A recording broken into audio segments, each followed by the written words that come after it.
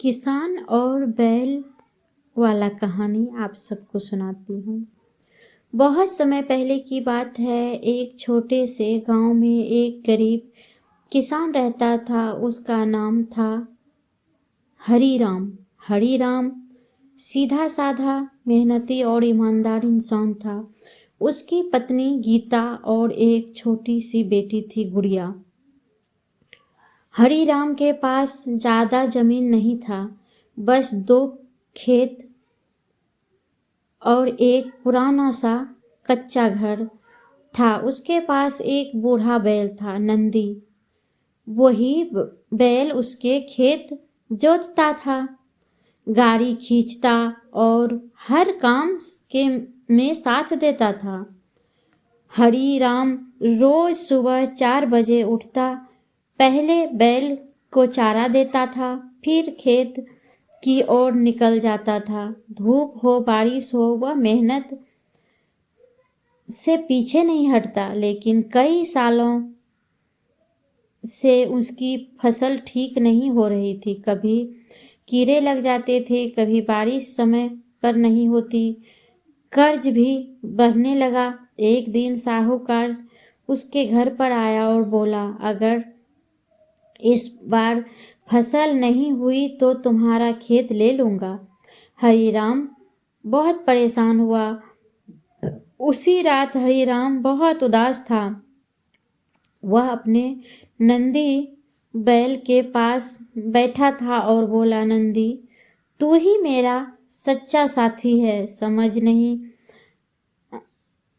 आता कि क्या करूं। अचानक कुछ अजीब हुआ। नंदी ने धीरे से कहा, चिंता मत करो मालिक, चिंता मत करो मालिक। इधर उधर कोई नहीं था। फिर आवाज दी, मैं ही बोल रहा हूँ मालिक, नंदी तुम्हारा। हरीराम की आंखें फट रही थी।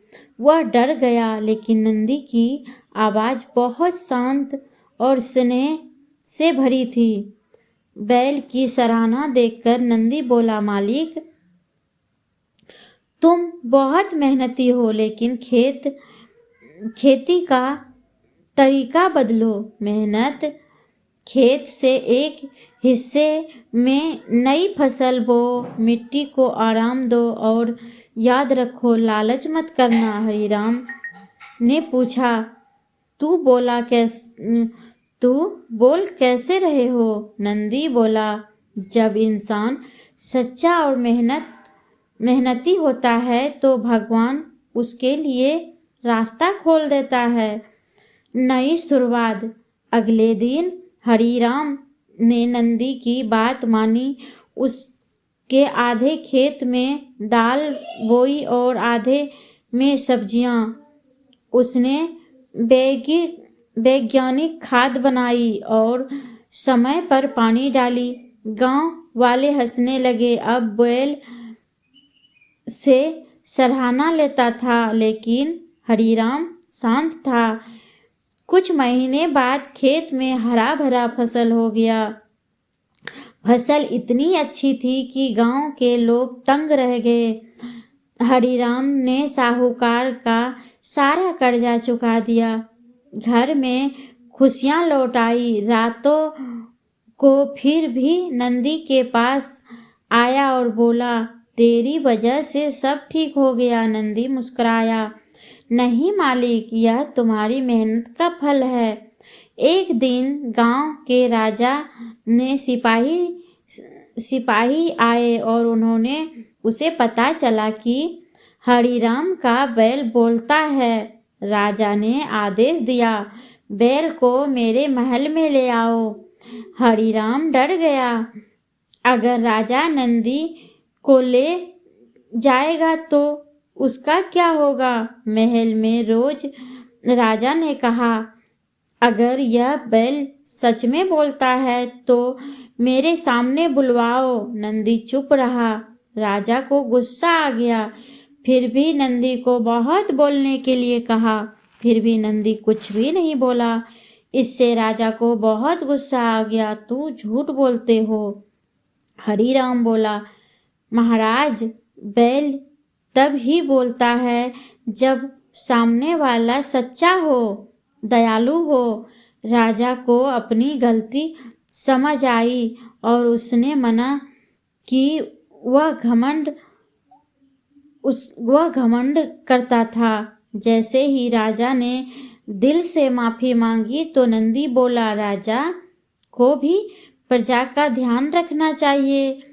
नंदी बोला तो राजा हैरान हो गया, कहने लगा, ये तो सच में नंदी बोलने लगा। राजा ने हरिराम को बहुत धन सारे इनाम दिया, लेकिन हरिराम ने कहा, महाराज, मुझे यह धन नहीं चाहिए, बस हमारे गांव में एक कुआं बनवा दीजिए ताकि सभी को पानी पीने में आसान हो। राजा ने कुआं बनाया और गांव में खुशहाली हो गया।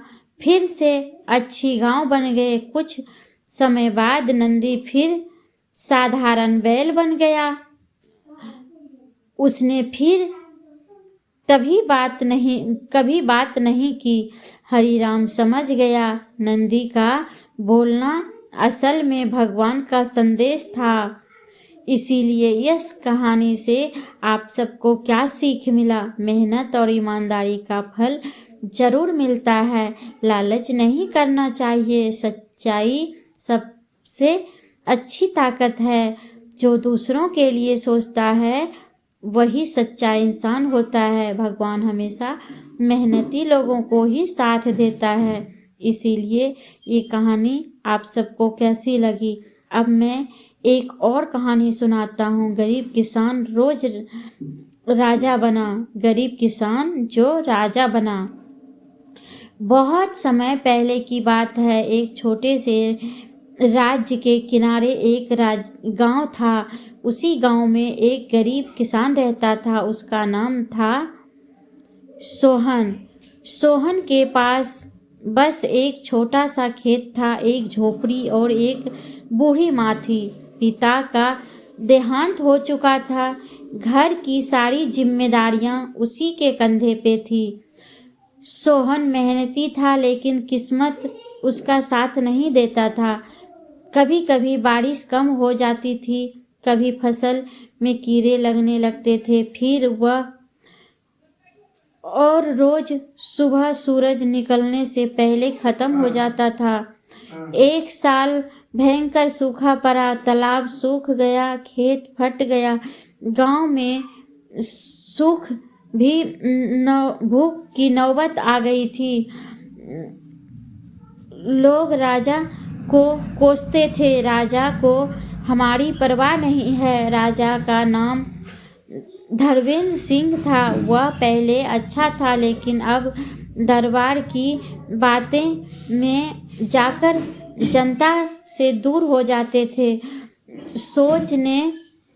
सोहन की सोचा, अगर हम शिकायत करते रहेंगे तो कुछ नहीं बदलेगा, मुझे कुछ कहना होगा। सोहन अपनी माँ के आशीर्वाद लेकर राजधानी की ओर चल पड़ी। कई दिन पैदल चलकर वह महल पहुंचा। सिपाहियों ने उसे रोका, पर उसकी सच्चाई देखकर उसे दरबार में जाने दिया। दरबार में राजा ने पूछा, एक किसान यहाँ क्यों आया? सोहन ने निडर होकर कहा, महाराज, आपकी प्रजा भूखी है, खेत सूख गया है। अगर तालाब खुदवाई गई जाए तो बीज दिया जाए तो लोग खुद मेहनत कर सकते हैं ना राजा जी। दरबारी हंसने लगा। एक गरीब किसान हमें सिखलाएगा? लेकिन राजा को उसे बातों में सच्चाई दिखा। राजा ने गुप्त रूप से गांव में कहा, हल चलाने का फैसला किया। वह साधारण कपड़े पहनकर सोहन के गांव गया। वहां उसे अपनी आंखों से गरीब और भूखी देखी। उसे पछतावा हुआ। राजा ने परंतु आदेश दिया, नए तालाब खुदवाए जाए, किसान को अच्छे बीज दिया जाए, कर्ज माफ कर दिया जाए। कुछ ही महीने में ऐसा करने से राजा फिर आ गए और सबको वैसा ही किया गया। कुछ ही महीनों में खेत में हरे भरे फसल हो गए। इस बीच पड़ोसी राज ने महंगा कर दिया। राजा की सेना कमजोर थी। सोहन ने गांव वालों से कहा, हम डरेंगे नहीं, हम अपने राज्य की रक्षा करेंगे। सोहन ने किसानों को संगठन किया। उसने जिम्मेदार से सेना की मदद की। उसकी रोजाना दुश्मनी हार गया। राजा बहुत प्रभावित हुआ।